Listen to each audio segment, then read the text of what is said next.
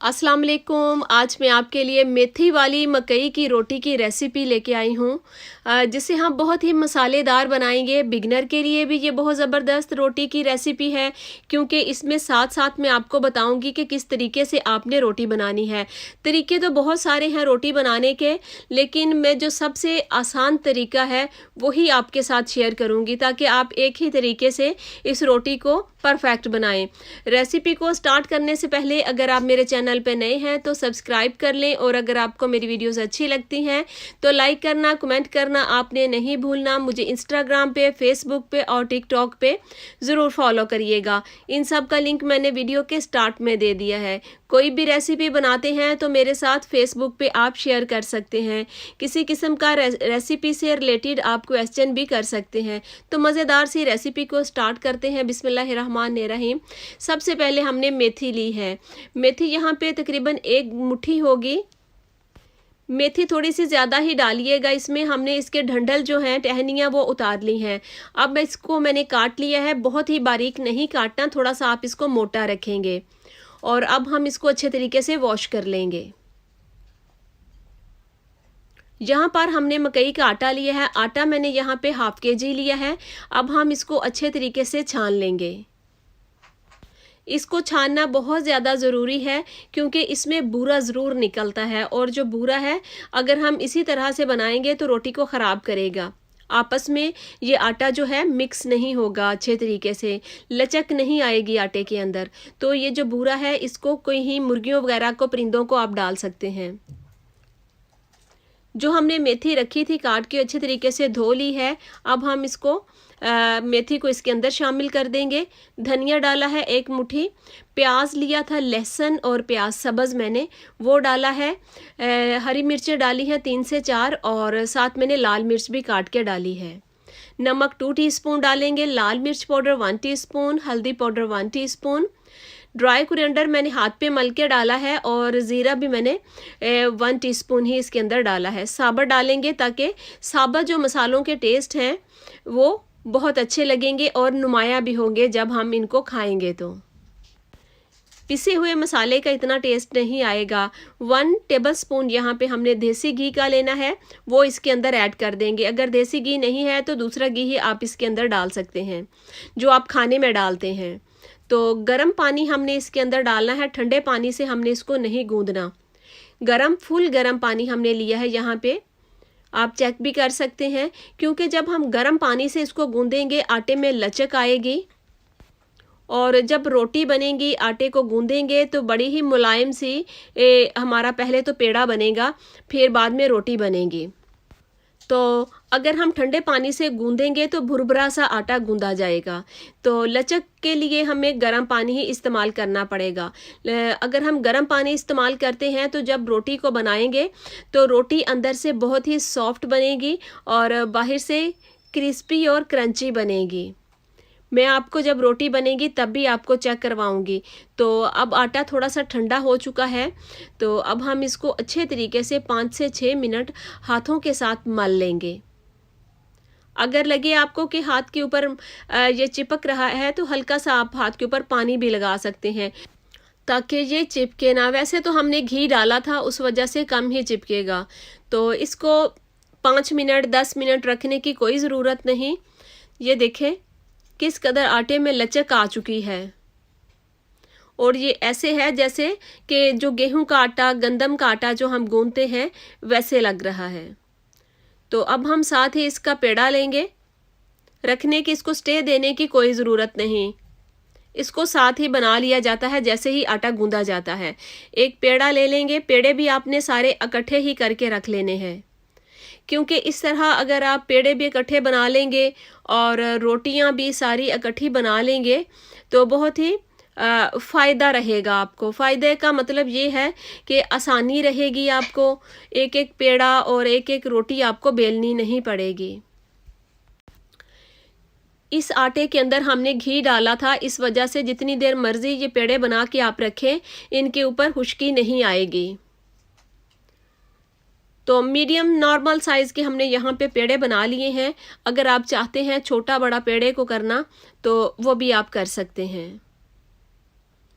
तो बारी बारी सारे हमने पेड़े माशाल्लाह से बना लिए हैं। अब हम चलते हैं रोटी की तरफ कि रोटी कैसे बनानी है। जो बिगनर हैं एक बार ये वाली रेसिपी मेरी देख लेंगे तो इंशाल्लाह ताला जब भी रोटी बनाएंगे तो इसी रेसिपी को फॉलो करेंगे, क्योंकि रोटियां बनाने के तो बहुत सारे तरीके हैं, लेकिन बहुत ही आसानी के साथ रेसिपी बनाने का तरीका बताऊंगी। हल्का सा ऑयल लगाएंगे हाथों के ऊपर ताकि ये आटा पेड़ा चिपके ना। और यहाँ पे हम पेड़ा लेंगे और पेड़े को ये देखें हथेली के दरमियान में हमने रखा है और जो अंगूठे वाली साइड है उसके साथ हम इसको हल्का हल्का दबाते जाएंगे। इस तरह से आपने सिर्फ थोड़ा सा रोटी को पेड़े को बड़ा करना है। अगला स्टेप ये है कि आपने बटर पेपर ले लेना है। अगर बटर पेपर नहीं है तो आपके घर में कोई भी शॉपर आएगा, दाल वाला शॉपर अक्सर आते हैं या कोई शॉपिंग बैग आते हैं, अच्छे तरीके से उसको साफ़ करें गीले कपड़े के साथ। बाद में आपने इस तरह से चौरस उसको काट लेना है और इसके ऊपर आपने इस तरह से रोटी बड़ी करते जाना है। एक तो याद रखें कि आपने हल्का सा जो घी आपने हाथों पे लगाया था उस वजह से ये बटर पेपर के ऊपर बिल्कुल भी नहीं चिपकेगा।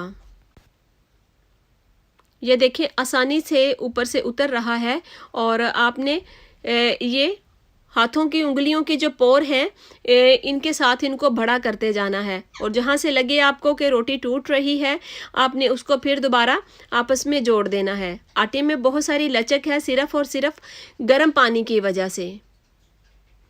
बहुत ही सिंपल सी और आसान सी ये रेसिपी है। तरीका मैं आपके लिए वही लेके आती हूँ जो मुझे लगता है कि आपके लिए आसान रहेगा। रोटी की देखें ज़रा मोटाई ज़रा भी नहीं, बहुत ही बारीक रोटी बनी है। इसी तरह से हमने अगली रोटी भी बनानी है। बटर पेपर के ऊपर हल्का सा ऑयल लगाएं। लगाने के बाद इसी तरह से आपने पेड़े को हल्का सा बड़ा करेंगे। मैं आपको एक बार फिर बताती जाऊं कि इस तरह से रोटी बनानी है। पेड़े को ऊपर रखें और दबाते जाएं इसको। जितनी आपने रोटी बड़ी करनी है या छोटी रखनी है उसी हिसाब से आप इसको बड़ा छोटा कर सकते हैं। मेरी गारंटी है कि आपकी ये रोटी बिल्कुल भी नहीं टूटेगी अगर आप पानी के साथ, गर्म पानी के साथ इसको गूंदेंगे तो, क्योंकि आटे में बहुत लचक आ जाती है। सारी रोटियां मैंने इसी तरीके से बना ली हैं, क्योंकि जब आप एक बार ही सारी रोटियां इस तरह से बना के रख लें तो बड़ी आसानी रहेगी। बार बार पेड़ा करना और रोटी को बढ़ाना और फिर रोटी को भी देखना मुश्किल लगता है मुझे। ये थोड़ा सा आसानियां ढूंढा करें अपने लिए थोड़ी सी। इन रोटियों को आप गिफ्ट भी कर सकते हैं फैमिली को, फ्रेंड्स में। अगर आप चाहें कि ये रोटियां बना के आपने कुछ दिनों के लिए रखनी है, फ्रीज़ भी हो सकती हैं ये। और अगर आप इनको फ्रीज़ करते हैं तो वो भी कर सकते हैं। थोड़े टाइम पहले इसको निकालें, आधा घंटा पहले, और डीप फ्रोस्ट हो जाएगी तो फिर आप इसको तवे के ऊपर हल्का सा ऑयल डालें, घी डालें, जिस तरह आम रोटी बनाते हैं उस तरह से आप इसको बना सकते हैं। तवे को गरम करेंगे, इसके ऊपर घी लगाएंगे और रोटी इसके ऊपर डाल देंगे। अब मैं बताती हूँ आपको कि बटर पेपर को आपने किस तरह से ऊपर से उतारना है। इस कदर ये आसानी के साथ उतरता है, जितनी देर मर्जी रख लें, चाहे आप फ्रीज़र में भी रख लें, बटर पेपर जो है वो रोटी के साथ बिल्कुल भी नहीं चिपकेगा, क्योंकि हमने ऑयल लगाया था इसके ऊपर। तो कैसी ज़बरदस्त आसान सी रेसिपी आज मैं आपके लिए लेके आई हूँ। मैंने मकई की रोटी की कई रेसिपी पहले भी डाली हैं, उनको भी ज़रूर देखिएगा क्योंकि आपको बहुत ही मज़ेदार सी रेसिपी मिलेंगी। तो यहाँ पे अगर आपको मुश्किल लगे कि रोटी को आपने किस तरह से साइड चेंज करनी है, क्योंकि आप बिगनर हैं, नई नई सीखनी शुरू की है, तो देखिए प्लेट में इस तरह से आपने आसानी से निकाल लेनी है और एक बार ही आपने इसको प्लेट को उल्टा देना है, तो बड़ी आसानी से इसकी साइड चेंज हो जाएगी रोटी की। जो मैंने पहले रेसिपी दी हैं वो उनमें कोई मसाले वाली रोटी है, कोई सादा रोटी है, मीठी रोटी भी बनाई है मैंने, गुड़ वाली भी, तो उनको भी ज़रूर देखिएगा क्योंकि ये हमारी एक पंजाबी स्टाइल की रोटी बनती है साग के साथ। जब भी घर में साग बनता है तो अक्सर लोग यही कहते हैं कि ये बनानी नहीं आती रोटी, तो इस वजह से सभी इससे थोड़ा सा अवॉइड कर लेते हैं और दूसरी गंदम की रोटी, गेहूं की रोटी ही इसके साथ बनाते हैं। लेकिन जो मैंने आपके साथ ये रेसिपी शेयर की है, मुझे नहीं लगता कि इसके बाद आप ये कहेंगे कि हमें रोटी नहीं बनानी आती गंदम की, क्योंकि बहुत ही आसान है। एक बार ट्राई करें, मेरे कहने पे ट्राई करें तो देखिएगा, आपको लगेगी शायद मुश्किल है, लेकिन हो सकता है, बल्कि हो नहीं सकता, आप मेरे से भी ज़्यादा अच्छी इंशाल्लाह रोटी बनाएंगे, क्योंकि ट्राई करने से ही है। तो देखिए, बाहर से बहुत ही मज़ेदार सी आपको लग रही होगी ये रोटी, बड़ी क्रंची सी और बड़ी मज़ेदार, अंदर से उतनी ही ये सॉफ्ट बनती है।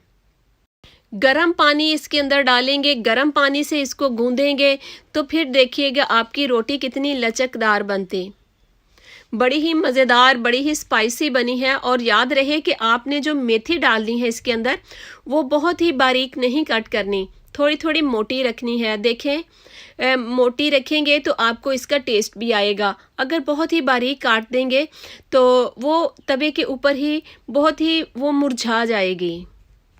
इस तरह फ्रेश फ्रेश पत्ते आपको मिलेंगे मेथी को, थोड़ा सा बस इनको मोटा रखना है। मिलते हैं नई रेसिपी के साथ। अल्लाह हाफिज़।